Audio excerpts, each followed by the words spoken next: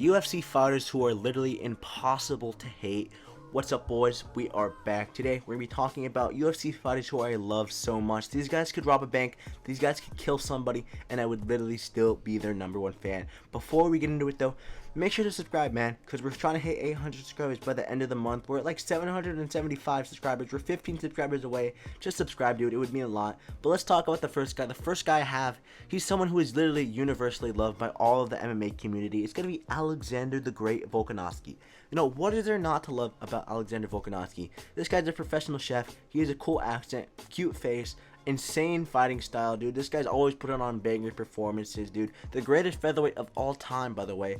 What Volkanovski has done, dude, picking up wins over the Korean Zombie, picking up 3 wins over Max Holloway, picking up wins over Brian Ortega, picking up wins over Prime Yair Rodriguez, dude. I love Volkanovski, and I think we can all relate to loving Volkanovski. This guy's humble as heck. He's always been humble. He's always been someone to look up to. This guy's hella inspirational. You know, adversity is a privilege, eh? Adversity is a privilege, dude. I've been quoting that in my head for the last week, ever since Volk got the belt back. Volk got the belt back, bro. Volk got the bloody belt back.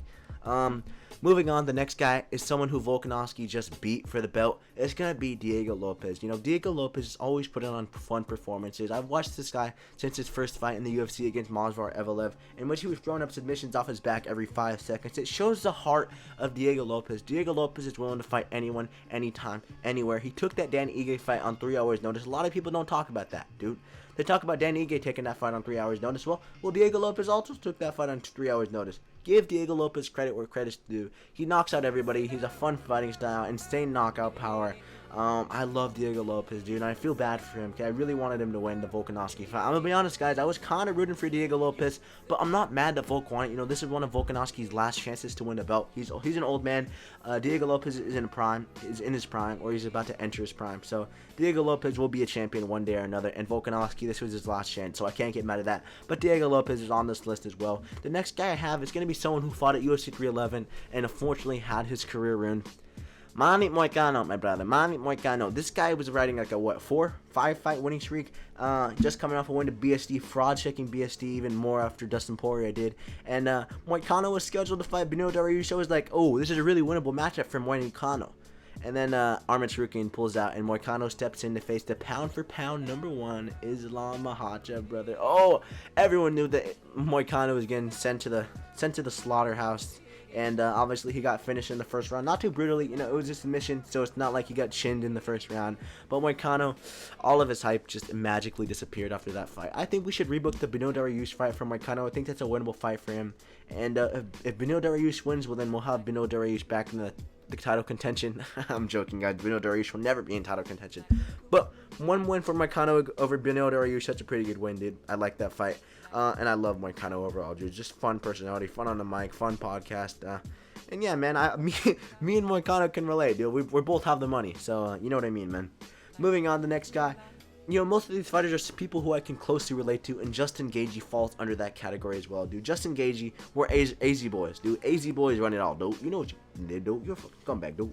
But Justin Gaethje's here. I love Justin Gaethje. When has Justin Gaethje ever put on a disappointing performance, dude? You can't name one. Justin Gaethje either gets knocked out or knocks you out, dude. Obviously had one of the best knockouts of all time on him. Max Holloway trick shot at Justin Gaethje. Obviously, we all remember that moment. And Justin Gaethje, you know, tell me why Justin Gaethje, when they showed him at UFC 314 on the on the crowd camera, this guy looked faded out of his mind, dude. What are they doing in Miami to him? Yeah, we love Justin Gaethje, dude. Moving on to the next guy is going to be someone who recently lost his title to Big Ink, Alex Botan Pereira. I watched all of Alex Pereira's career, dude. I've been with this guy since the highs and lows, since this guy flying knee KO'd Michelitis, since this guy knocked out Prime Izzy, since this guy got knocked out by Prime Izzy, since this guy went up to light heavyweight and beat Jan Blachowicz, since this guy knocked out Khalil Rountree, since this guy knocked out Jamal Hill, since this guy knocked out Yuri Prochazka twice. And since he lost to Magomed Ankalaev, dude, mate, this is one thing I can say. Alex Pereira was getting the belt back in that rematch against Magomed Ankalaev, but we're not here to talk about that. We're here to talk about Alex Pereira's greatness. Alex Pereira, just one of the funnest fighting styles in the UFC, knocking out literally everyone. He is a beast, and it sucks that he's not our 205 champion anymore. You know, hopefully Magomed Ankalaev can lose his next fight in the rematch against Pereira. And Pereira gets his belt back. The next guy I want to talk about is going to be my former profile picture of the channel. I used to be this guy's #1 fan. I've kind of faded away from this guy because he's a little weird. You know, this guy stopped Jake and Depine this year. Shauna Ali. Yeah, I don't know if you guys have heard of him.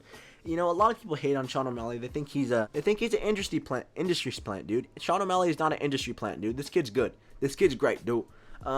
I understand why a lot of people don't like Shauna Ali. It feels like the UFC just pushed him in our face, dude. And I understand that. But I like Shauna Ali. I think he's a fun fighter. He has knockout power in a division where a lot of fighters don't have knockout power. I love Shauna Ali so much. And even though it's understandable why a lot of you guys hate him, I like Shauna Ali. And, well, we can have our opinions in MMA, right? Because Shauna Ali is winning the belt back against Marab at UFC 316. I don't care what you say, dude. The next guy I do have is going to be someone I feel like it's a little bit of a tamer take. A lot of people can relate to liking this guy. It's going to be Tom Aspinall. What would it take, Mike? Unless you're a 40-year-old John Jones Glazer, most of everybody can relate to liking Tom Aspinall, because what is there not to like about Tom Aspinall? Shortest fight time in the UFC right now. Just knocks out literally everyone in his path. Fun off the mic, dude. Off the mic, this guy's funny. On the mic, he's funny. Hello, John. Hello. I have nothing against you personally. I just think I would beat you, Mike.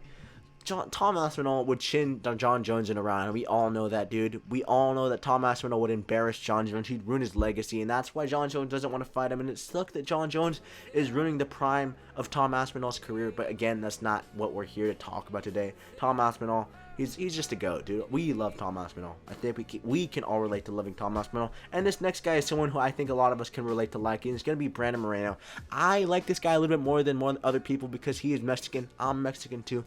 I love Brandon Moreno, dude. This guy, he's just so happy, dude. He has a Lego YouTube channel. What's one of, maybe not today, maybe not tomorrow, but one thing is true. I will be champion. You know, this guy's a man of his words. He beat Figueiredo for the belt. Him and Figgy were just traded the belt back like it was a lollipop. But, you know, he came out of that trilogy as the rightful winner. Obviously, he lost to Pantoja, which is pretty unfortunate. And it's where he's in a little bit of an interesting position because he's lost to the current champion 3 times. But he's coming off 2 wins. And who knows what's next for Brandon Moreno. I don't even know what's next for Brandon Moreno. Maybe a #1 contenders fight with Brandon Royval. But Brandon Royval just got announced to fight Manel Kape. So I don't really know what's next for Brandon Moreno. But he's such a fun fighter. He's always happy, dude. He's always putting on good performances. That fight against Steve Erceg was fun. And yeah, dude, Brandon Moreno is a fan favorite. I like this guy. And the next guy is someone who's on the come up, who just absolutely embarrassed Bryce Mitchell, brother, Gene the Dream Silva. Gene Silva absolutely humiliated Bryce Mitchell, dude. Bryce Mitchell looked like a punching bag out there. Bryce Mitchell looked... he just disappointed everyone, dude. He disappointed America. If you were American and you were supporting Bryce Mitchell, I guarantee you were disappointed with this guy's performance. Because Gene Silva, let me tell you about this kid, Gene Silva. I betted against him against Bryce Mitchell. I thought Bryce Mitchell was going to be able to beat him, and apparently that wasn't the case. Gene Silva is the real deal. And a lot of people aren't talking about Gene Silva enough.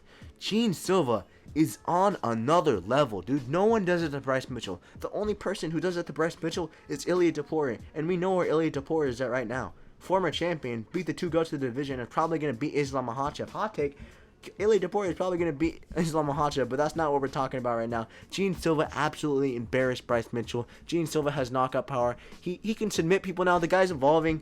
He's a little bit sped. I think we all have a little bit of sped in us, though. This guy barks. Dude, these speed clones are getting out of hand, man. And I just love Gene Silva.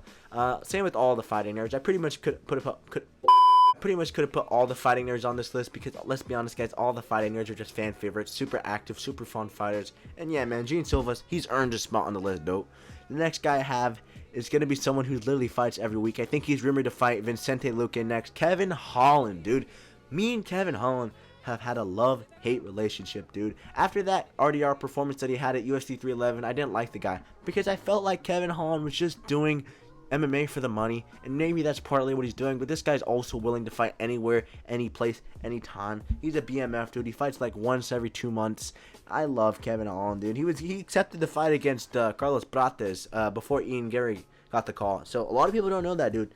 Kevin Holland was ready to fight Carlos Prates, dude. But obviously that fight didn't happen. Ian Gary stepped in. Kevin Holland's a BMF, dude. You can't hate Kevin Holland, and he's probably going to beat Vicente Luque in a couple weeks. So yeah, man, that's going to do it for today's video. These are UFC fighters who are literally impossible to hate for me. Thank you guys for watching, and I'll see you guys in the next one. MMA Outpost out.